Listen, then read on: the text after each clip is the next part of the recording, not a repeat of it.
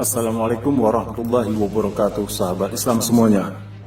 Bulan Oktober 1923 merupakan sejarah kelam dalam perjalanan dinasti Islam terbesar di dunia, Khilafah Utsmaniyah.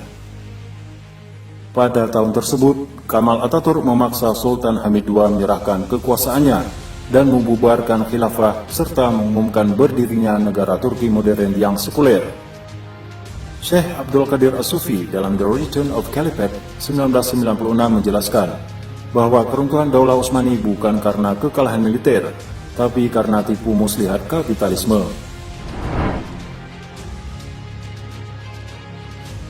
Dengan perencanaan matang, Daulah Utsmani dihancurkan melalui jerat riba pinjaman yang tak tertanggungkan.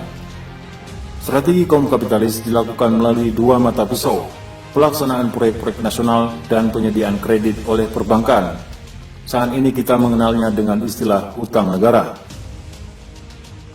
Peristiwa ini terjadi sejak era Sultan Mahmud II 1785 hingga 1839 yang silau akan gemerlapnya Eropa. Proyek utamanya antara lain pembangunan jaringan kereta api Orient Railway yang menghubungkan Eropa Asia. Keadaan semakin parah setelah Sultan Mahmud II mereformasi Tanzimat, sistem angkatan bersenjatanya dengan model ala Britania. Tentara jihad yang selama itu bermodalkan tauhid diganti dengan tentara bergaji. Sistem demokrasi pun diperkenalkan. Jabatan wazir besar diganti dengan perdana menteri.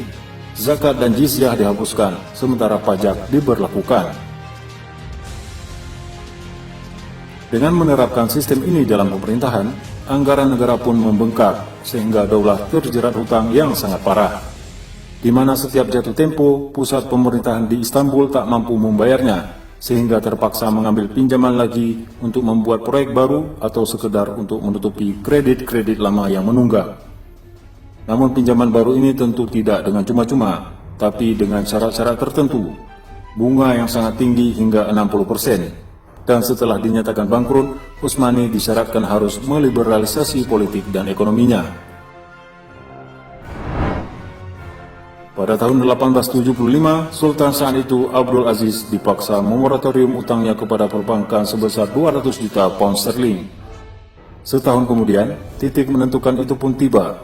Turki Utsmani dinyatakan bangkrut dan dipaksa membentuk komisi internasional yang mewakili para pemodal asing untuk memastikan pembayaran utang-utangnya.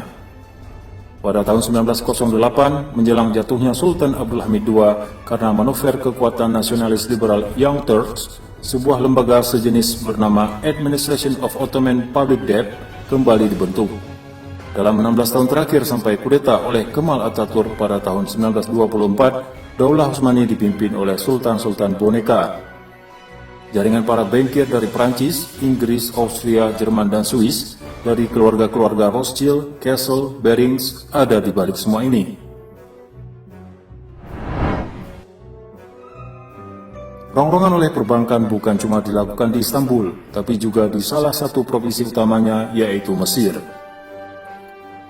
Ada 3 proyek besar di sana, yaitu pembangunan terusan Suez, Dam Aswan, dan industri gula yang disodorkan kepada Khadif Ismail, gubernur Turki Utsmani di Kairo. Dimulailah investasi perbankan yang akhirnya menjerat negeri Mesir dalam hutang nasional sampai hari ini. Khadif Ismail mengambil kredit kepada Kassel untuk pabrik gula sebesar 7 juta pound dengan bunga 7% per tahun.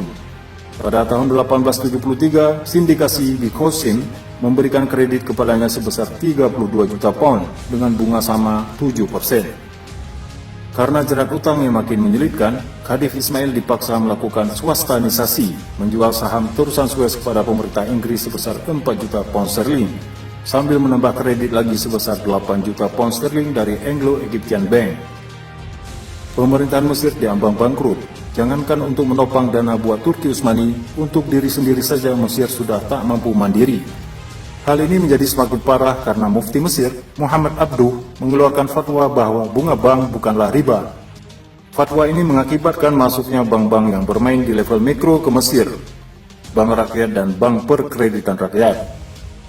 Masuknya perbankan makro dan mikro ini tidak saja menghancurkan ekonomi pemerintahan Mesir, namun juga ikut menjerat rakyat jelatannya dengan riba.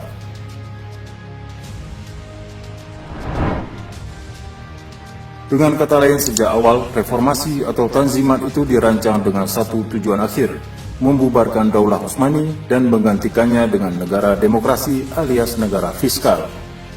Begitu efektifnya riba dalam menumbangkan sebuah kedaulatan. Wallahu a'lam bishawab.